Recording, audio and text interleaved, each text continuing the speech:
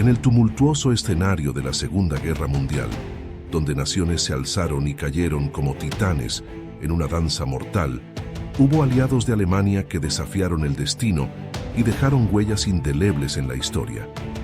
Desde la Italia fascista hasta el lejano Japón imperial. Este es un viaje épico a través de alianzas inesperadas, traiciones y héroes inesperados que forjaron su destino en el fragor de la batalla.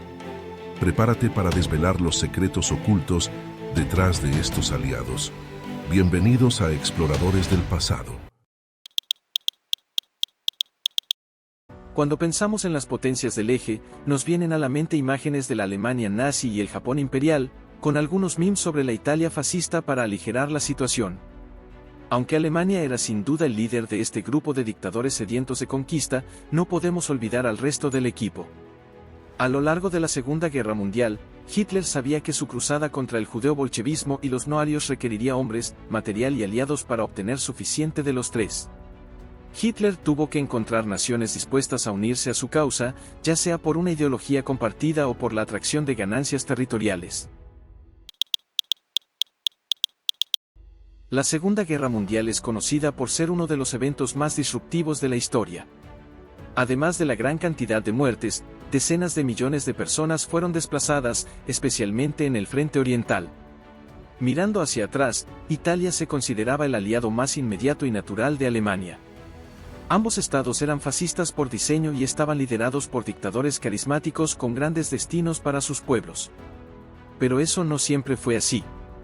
A pesar de la admiración de Adolf Hitler por el dictador italiano Benito Mussolini, las primeras impresiones del Führer sobre il Duce dejaron mucho que desear. El general italiano Pietro Badoglio recordó una reunión en Venecia entre los dos en mayo de 1934, donde Hitler no causó una buena impresión en Mussolini.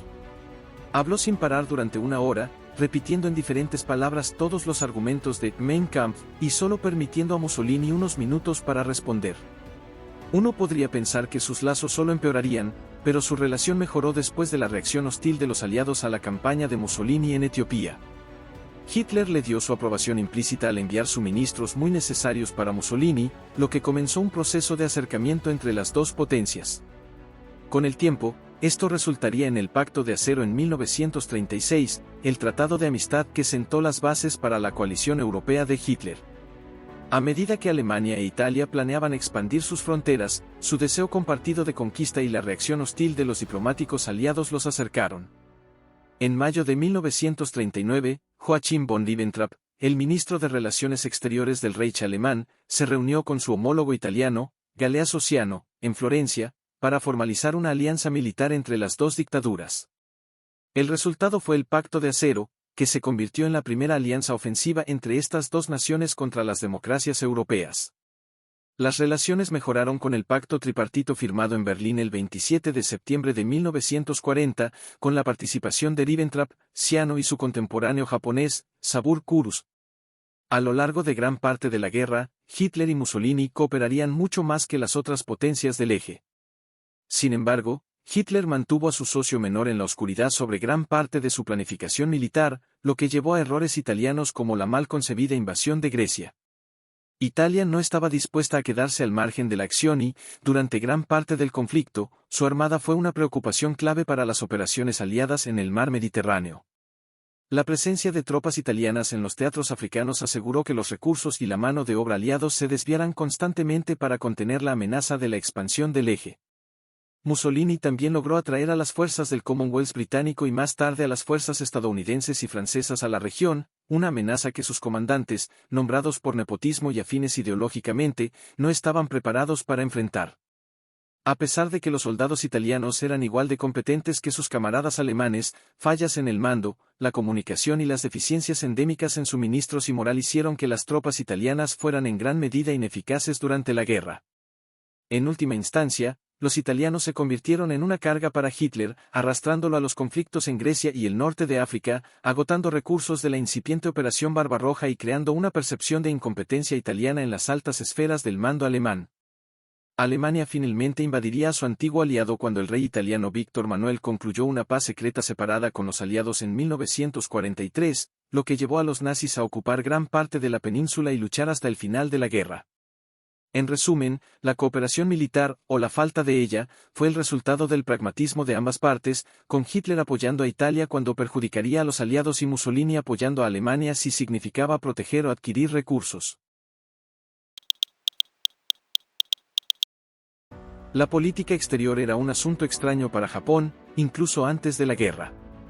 La mayoría de los intentos del gobierno imperial japonés en diplomacia dependían de la aprobación de los militares, que estaban divididos sobre dónde enfocar sus esfuerzos. Una cosa en la que todos estaban de acuerdo era la preocupación por el comunismo. Agradeciendo la influencia de Ushime con los militares, la dirección de la política exterior de Japón pronto se inclinó a favor de Alemania. Los esfuerzos japoneses hacia la cooperación con Alemania finalmente culminaron en la firma del Pacto Tripartito el 27 de septiembre. Japón pudo establecer una asociación suelta con Tailandia, que ayudó a consolidar su legitimidad en el sudeste asiático.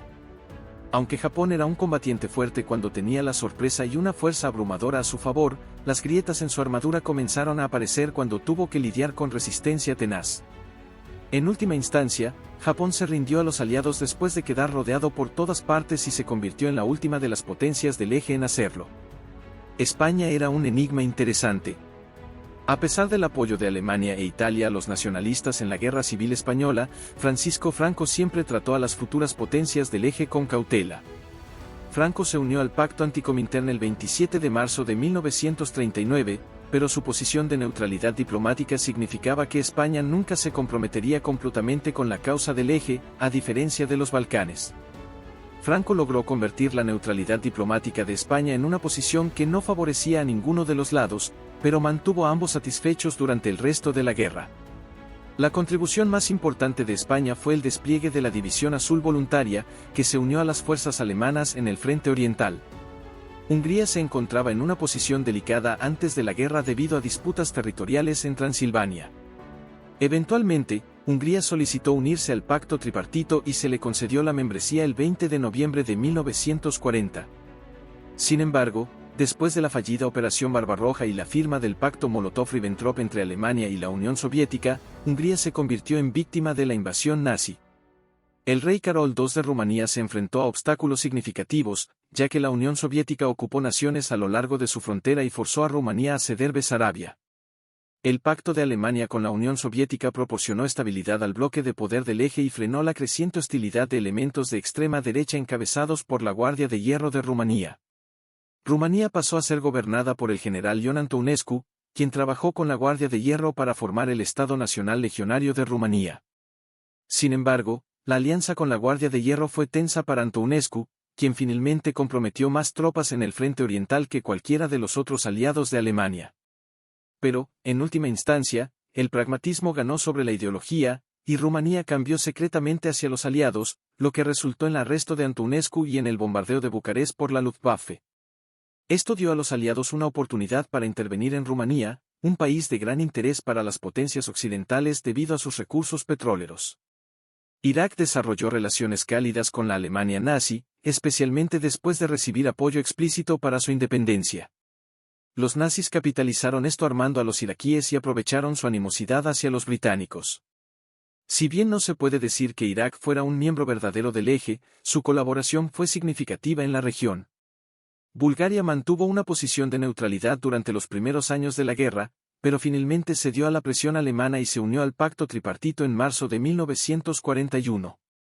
Durante la guerra, Bulgaria permitió a las fuerzas alemanas llevar a cabo ofensivas desde su territorio hacia el sur. Si bien su ejército no participó directamente en estas ofensivas, Bulgaria ocupó regiones de Tracia y Macedonia después de la capitulación de Grecia y Yugoslavia. Finlandia nunca tuvo la intención de unirse a las potencias fascistas, pero terminó colaborando con Alemania. Después de la Guerra de Invierno con la Unión Soviética, Finlandia buscó apoyo contra la amenaza soviética y encontró simpatía en la Alemania nazi, principalmente debido a su enemistad común con el comunismo.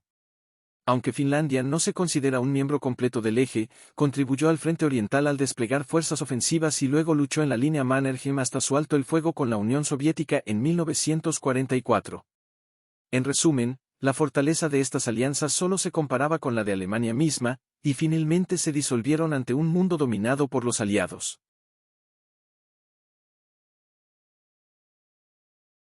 Gracias por el video. Recuerden suscribirse y activar las notificaciones. Esto fue Exploradores del Pasado.